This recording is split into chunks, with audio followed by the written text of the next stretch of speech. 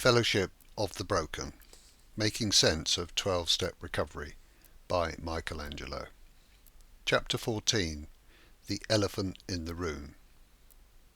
The elephant in the room is a metaphorical idiom for an obvious problem that nobody wants to discuss. It's a conspicuous issue that everyone is aware of, but each person present does not want to be the one that mentions it. So the problem is not discussed, and life goes on, despite the unspoken suffering. This turn of phrase is similar to the Hans Christian Andersen story of the Emperor's new clothes. In this familiar story, two weavers provide the Emperor with a new suit that they say is invisible, but in fact does not exist. When the Emperor parades in front of his subjects wearing the new clothes, no one is brave enough to point this out, for fear of being seen as foolish. They can see the truth, but are afraid to question the collective belief. Finally, a child blurts out that the Emperor is wearing nothing at all, and then everyone else joins in. The child is not aware of the self-conscious fear that prevents the adults from saying anything. The child simply sees things as they are and speaks accordingly. The elephant in the room is the suffering inherent in living only as a human. We've seen that this is an inevitable consequence of consciousness condensing itself into a finite form in order to experience the duality of separate existence. Once we identify only as a personal self and lose touch with the true nature of reality, then we create a version of hell on earth for ourselves. Many have come before us and tried to communicate this understanding within the context of their culture and time. Much of this has been documented in differing ways, but somehow the truth has not penetrated popular understanding.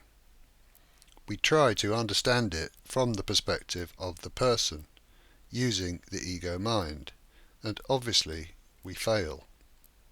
The obsession with personal self is the very block that prevents such understanding from taking place.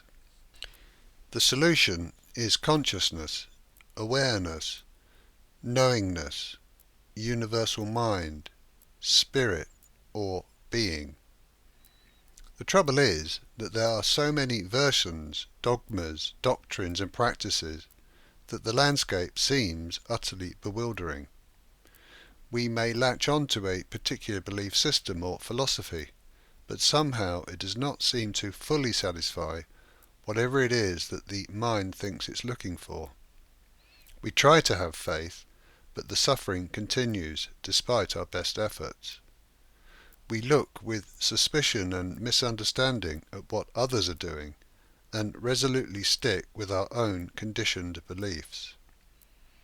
Everyone claims to have the answer, but the evidence suggests that nobody really does. So we remain within the safety of our own limitations. The big picture is impossible to see because our minds filter it all down and limit our view. It takes courage to stand up and speak, as the child does in the story, and such courage comes from non-personal wisdom. There's a lovely tale from ancient India about blind men and an elephant. There is a group of blind men who hear that a strange animal called an elephant has been brought to the village. They decide to go and investigate for themselves. They cannot see, of course, but they can at least touch the animal to obtain some perspective of its nature. One man got hold of the trunk and declared that it was like a snake. Another felt one of the ears and said it was like a fan. Some knelt down and touched the legs and likened them to pillars or trees. Those who placed their hands upon its sides were sure that the elephant was like a wall. One who felt the tail was convinced that the animal was a rope with tassels. The final man stroked the tusks and concluded that the elephant was hard smooth and long like a spear. There were so many different experiences and perspectives from a single reality. The men then convened to discuss their understanding of the elephant. The outcome was disagreement and conflict. Each man was convinced that he was right and that the others were not telling the truth. In some versions of the story, the men end up fighting with each other in order to ensure that their particular belief prevails. In other versions, they listen to each other and work together to build a composite perspective, with each setting aside his particular opinion in favour of a collective view. In yet another version, a sighted man explains the whole elephant and helps them to see that each individual view is partially correct up to a point, but incorrect in terms of a broader understanding. This simple parable is so powerful and so true. We rely on our minds so much that we believe that our perspective is entirely valid and that we see the whole truth of reality.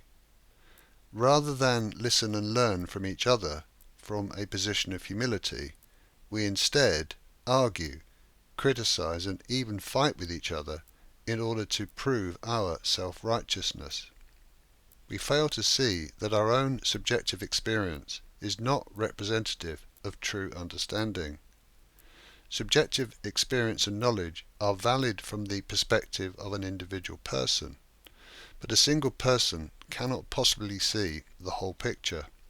We are literally blind to the true nature of reality, yet we think that we can see. Please forgive the strong language, but this is a form of arrogant ignorance. We don't really know, yet we are convinced that we do. Such is the folly of the human mind that denies its own source. My role in writing this book is that of the sighted man, or the child that is prepared to say what the majority are afraid to say. Suffering is inescapable in the realm of human existence without reference to being. Good health, fame and fortune, wonderful relationships, creative expression, and a sense of community will not provide sustainable relief. All of these things are transient and will let us down sooner or later. These things are enjoyable, but they do not relieve the tension of the squashed bath sponge. The only solution is an expansion from human to being, from ego mind to universal mind, from small self to big self, from selfish to selfless, from I am me to I am.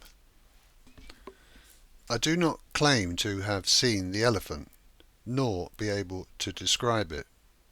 I'm still partially blind in my perspective. What I can say is that I've explored many parts of the elephant through experience and through study. What I'm attempting to explain is perennial wisdom as it has been revealed to me. I'm not asking you to believe me. I'm suggesting that you find out for yourself. It is the most valuable treasure that it's possible for anyone to find.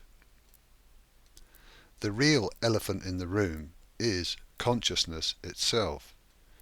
It is the elephant, the room, everything and everyone in the room, and every possible perspective of the experience. You are in the room.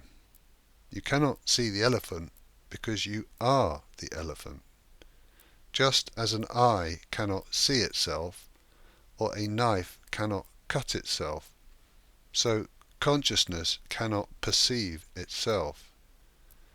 Consciousness can experience all that it creates out of itself, but it cannot know itself absolutely.